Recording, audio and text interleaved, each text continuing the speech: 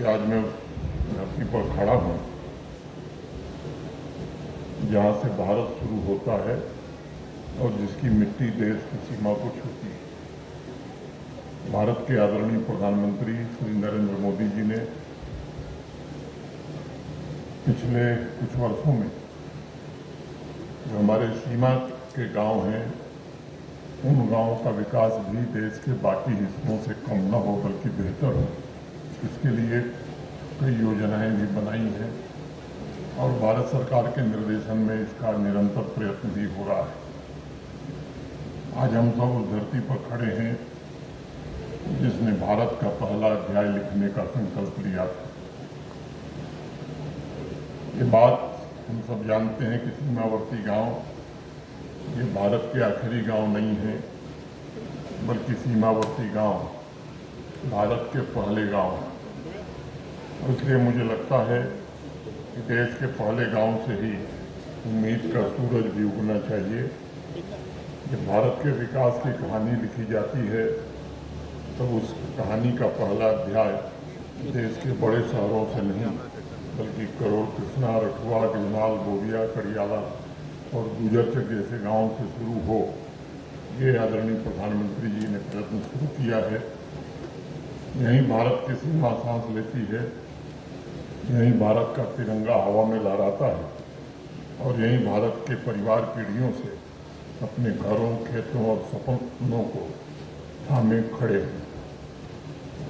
लंबे समय तक हमारे राष्ट्रीय जीवन में बॉर्डर शब्द के साथ एक दूरी जुड़ी हुई। ऐसा लगता था कि जैसे सीमा पर बसे गांव देश के नक्शे के अंतिम छोर पर हैं। ऐसा माना जाता था कि सीमावर्ती गांव सरकार की प्राथमिकताओं से के हाशिए पर हैं, लेकिन अब स्थिति बदल गई। अब आप हाशिए पर नहीं हैं, बल्कि अब भारत के द्वार पर हैं और भारत आप ही से आरंभ होता है। हम सब यहाँ वाइब्रेंट विलेज प्रोग्राम फेज 2 के तहत आने वाले सभी 6 स्ट्रेटजी गांव के नागरिकों से आज कहने आए हैं कि सीमा सुरक्षा बल के जवानों के साथ साथ आप भी सीमा के प्रहरी। जहाँ एक तरफ हमारे सीमा सुरक्षा बल के जवान सीमा की रक्षा कर रहे हैं, वहीं सीमावर्ती गांव के नागरिक, यहाँ के किसान, यहाँ की बहनें, यहाँ के नौजवान उसी सीमा पर जीवन की रक्षा कर रहे हैं और जीवन का पोषण भी कर रहे हैं। अक्सर एक बात मैं कहता हूँ कि राष्ट्र की पहली सुरक्षा पक्ति में जवानों के साथ साथ वे परिवार भी हैं जो इन गांवों को जीवंत बनाए हुए।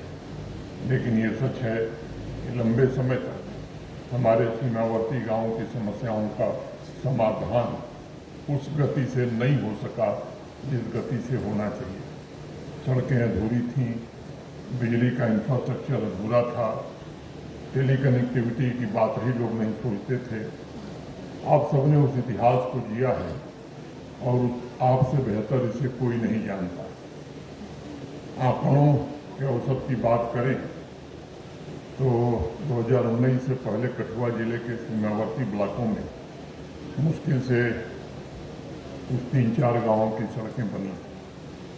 आज मुझे आपके बीच खड़े होकर ये कहने में प्रसन्नता हो रही है कि आज कठुआ जिले के सीमावर्ती 216 गांवों में से हर एक गांव सड़क से जुड़ गया है। जहां पहले लगभग 85% घरों तक बिजली पहुंची थी, आज पूरी तरह से विद्युतीकरण का लक्ष्य कठुआ जिले ने प्राप्त कर दिया है। दूरसंचार की पहुंच जो लगभग आधे से ज़्यादा गांव में थी ही नहीं, बॉर्डर के हर गांव तक वो सुविधा पहुंच गई। जैसा अभी यहाँ के डिप्टी कमिश्नर साहब ने बताया, टेलीविज़न कनेक्टिविटी भी बॉर्डर के हर विलेज तक पहुंचा दी गई। मुझे बताया गया है कि यहाँ करोड़, कृष्णा गांव में सड़क, बिजली, टेलीविज़न और टेली कनेक्टिविटी इन चारों प्रमुख आधारों पर काम पूरा कर लिया गया है। मैं समझता हूँ ये आंकड़े सिर्फ कागजी रिपोर्ट नहीं हैं, बल्कि आपके जीवन में आया हुआ एक बड़ा बदलाव। पिछले 6-7 वर्षों में केवल आंकड़े नहीं बल्कि आपके जीवन में बड़ा बदलाव आया है। और इसलिए जम्मू कश्मीर प्रशासन भारत सरकार के सहयोग से ये सुनिश्चित करना चाहती है